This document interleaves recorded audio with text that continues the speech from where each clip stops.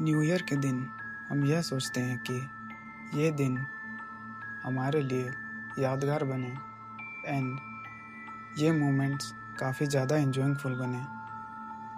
पर मैं आज एक ऐसे फैमिली के बारे में बताने जा रहा हूँ जिनके लिए ये एक हॉरर मोमेंट बन के रह गया। आप अपने हेडफोन्स लगा लो एंड मेरे साथ जुड़ जाओ।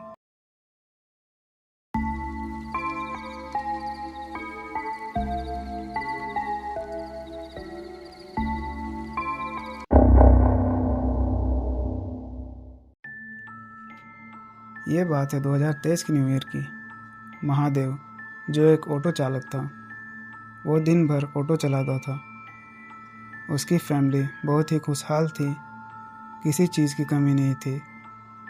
उसकी पत्नी सिलाई का काम करती थी और उसका एक छोटा सा बेटा था जो कि 6 साल का था।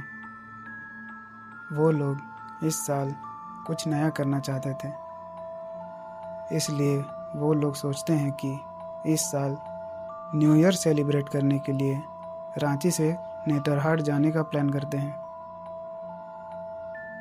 वो लोग 31 दिसंबर को नेतरहाट की तरफ जाने लगते हैं।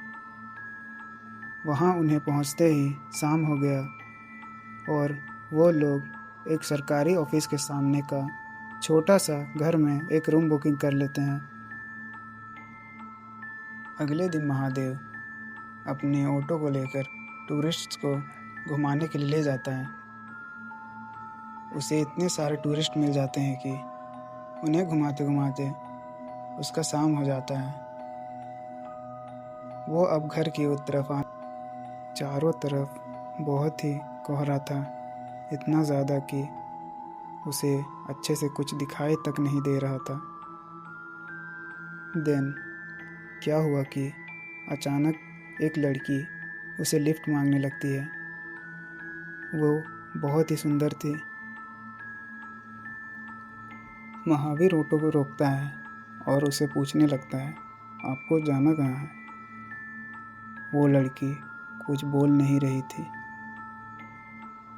महावीर सोचता है, इतनी रात को ये यहाँ कर क्या रही है? उसे थोड़ा थोड़ा शक होने लगता है, पर महावीर उसे ऑटो में बैठा लेता है। वो लड़की जैसे ही ऑटो में बैठती है, महावीर को एक अजीब सा अनुभव होता है। वो ऑटो को स्टार्ट करता है और चलने लगता है।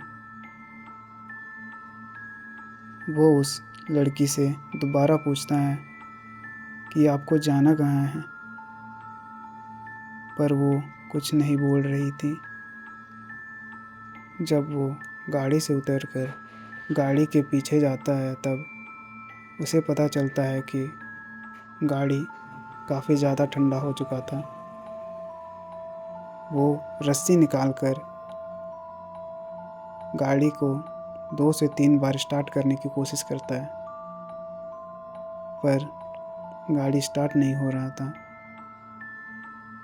फिर वो दोबारा ट्राई करता है और स्टार्ट हो जाता है। महादेव गाड़ी में बैठता है और उस लड़की से दोबारा पूछता है, मैडम जी, आपको जाना कहाँ है? महादेव गाड़ी के साइड वाले मिरर में देखता है तो वहाँ कोई नहीं बैठा हुआ था। वो डर जाता है और उस लड़की को इधर उधर ढूंढने लगता है, पर वो लड़की उसको कहीं नहीं मिलती।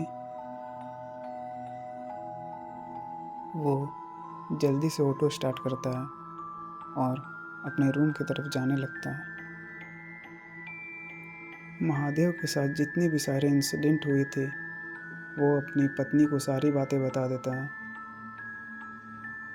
पर उसकी पत्नी उसे ये बात बोल के टाल देती है कि वो सब आपका रहम था, आप थक गए हो, आप जाके सो जाओ। उसके अगले दिन महादेव उठता है और वॉशरूम की तरफ जाने लगता है। वो वॉशरूम से आता ही है कि देखता है उसका बेटा चिंटू किसी से बातें कर रहा है। महादेव को ये नॉर्मल लग रहा था, पर वो चिंटू के पास जाता ही है कि वो देखता है उसके पास कोई नहीं था। महादेव डर जाता है। वो चिंटू से पूछता है कि तुम किससे बातें कर रहे हो? फिर वो बोलता है, पापा, वो दीदी से बातें कर रहा था। वो दीदी बोलती है मुझे कि तुम काफ़ी ज़्यादा प्यारे हो, तुम्हें मैं अपने साथ ले जाना चाहती हूँ। महादेव को वो कल वाली बातें याद आ गईं। महादेव उसे अपने कमरे में ले जाता है।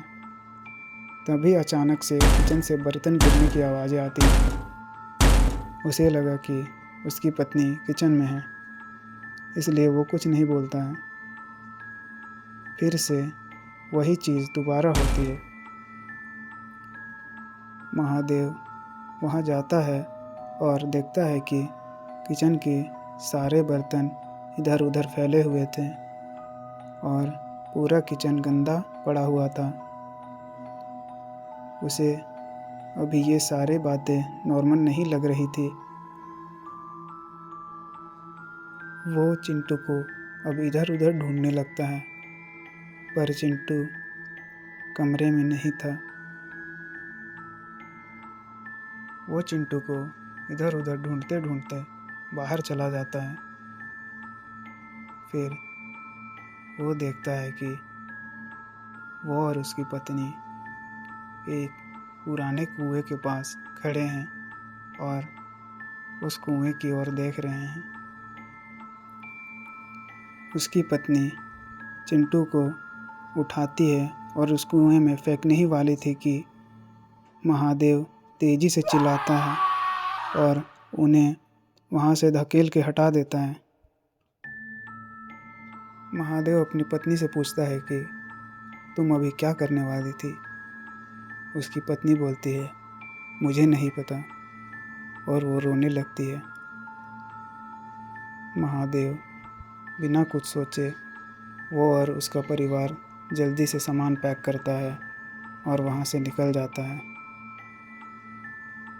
वो और उसके परिवार रांची आकर तांत्रिक से पूजा करवाते हैं ताकि इन चीज़ों से वो दूरी बनाए रखें। ये घटना उनके लिए बहुत ही डरावना था। उनको आज भी वो दिन याद आता है जब जब न्यू ईयर आता है